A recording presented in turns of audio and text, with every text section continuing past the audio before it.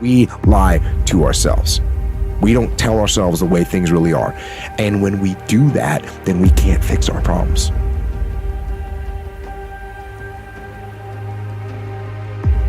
Have you ever thought about something you wanted to do and you talk yourself out of it?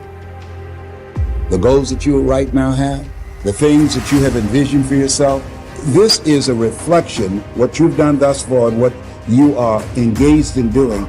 It's what's possible for you right now, but there's even more. You don't even know what's in the future. It's possible.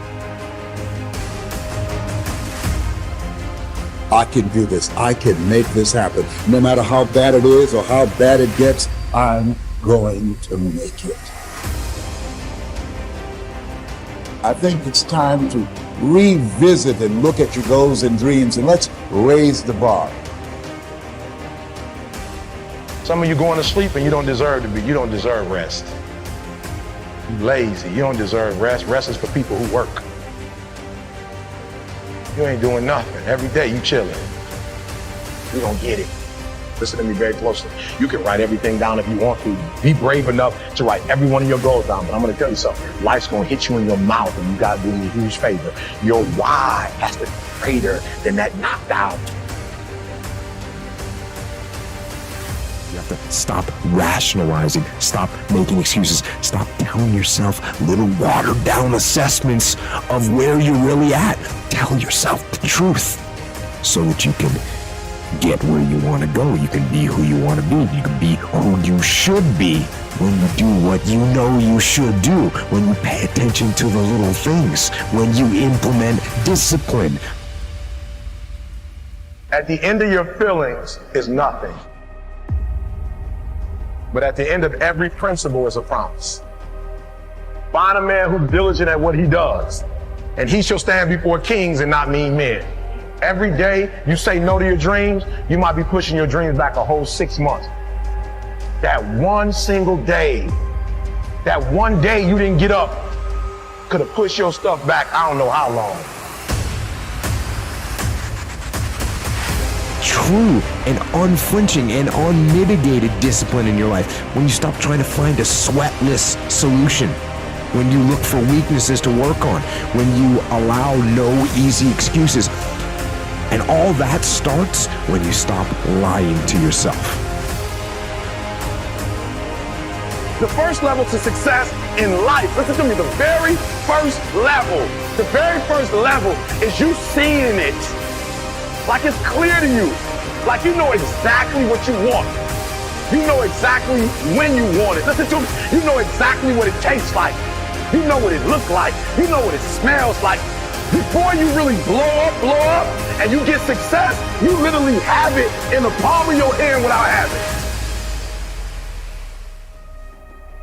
it. Through all the things I've gone through in my life, I had a lot of downs. How did I keep the faith?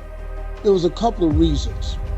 Number one, I know from living that if you quit whatever you're trying to accomplish, if you quit, whatever you were trying to accomplish can never happen. There's not even a remote possibility. What is commitment? Commitment is the salesman who says, look here, I'm going to make $1,000 today and I'm not going home. You can turn the lights out. The janitors could be here running the vacuum cleaner. I'm not leaving here till I do it. If you quit, there is no chance of it popping back up again, coming back later. Quitting is guaranteed failure. Now, when you're trying, you're going to fail. But quitting, just stopping, that was the number one thing I understood.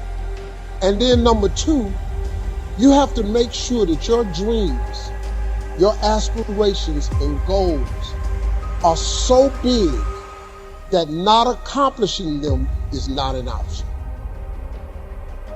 I would not go home until I did it.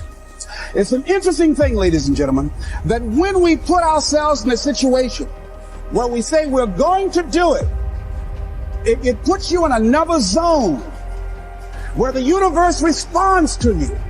When you have that kind of consciousness, see, the universe responds to the man or woman that refuses to be denied. Because that is your commitment.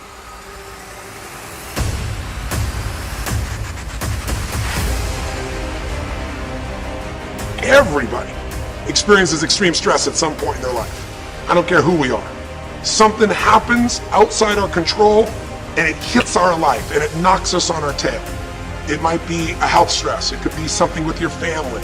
It could be economic, career. It could be something emotional that happens, biochemical. There's so many things. It could be an environmental situation that had nothing to do with you. Every one of us in our lifetime are experiencing extreme stress in these days because of the economy and the way we respond to it. The majority of people are experiencing some form of extreme stress, at least according to polls. Stress doesn't come from the facts. Stress comes from the meaning that we give to the facts. Do one thing each day that scares you. And that's not the same as the zero that you assume that you're starting with, right? Because to not make a decision, it also has a cost. And sometimes the cost of not making a decision is far worse than the cost of making a decision, even if the decision is risky. Yes, those things have happened. But the real question is, if we fight what's happened, we've got a problem. We've got to decide, what are we going to do with what's happened in our life? How are we going to take this? How are we going to mold this? How are we going to turn our life around? Because when you come up with a new meaning, you get a new life. So what are we going to do in this session? Well, in this session, we're going to take a look at something from a different perspective. We're going to ask you this question. What is the single force that controls the quality of your life? If there was one gift our Creator has given us, or the universe, whatever you believe, what is it? What is the one power that you have right now in this moment that can change everything? You have it, I have it, we all have it. It's one singular individual power that can change anything in our life, regardless of what's happened to us. And I know you know the answer. The answer is the power of choice. And I start thinking about my own life and how much time I had left to do the things that I would like to do. And at that time, I wasn't sure what my life purpose was, what my life's work was. The one thing we have in this world is we can't control the events, but we can choose what to focus on, we can choose what things mean, and we can choose what to do. Those three choices, those three decisions really control our life. It's not so much the conditions of our life that control our destiny as much as the decisions of our life. When a door gets shut, all you gotta do is walk up the hall. It's more doors. And let me tell you about some of the other enemies we face, enemies on the inside. One of the enemies that you've got to destroy before it destroys you is indifference. What a tragic disease, drifting away from your ambitions. Try for a second to think about something. Think about your life. And just think about, are there a few decisions? If I were to ask you 2 decisions you made in life, you know that if you would have made a different decision, you would have had a totally different life. I mean, it may be, a life may have been better, or it may have been worse, I don't know, but you would have a different life.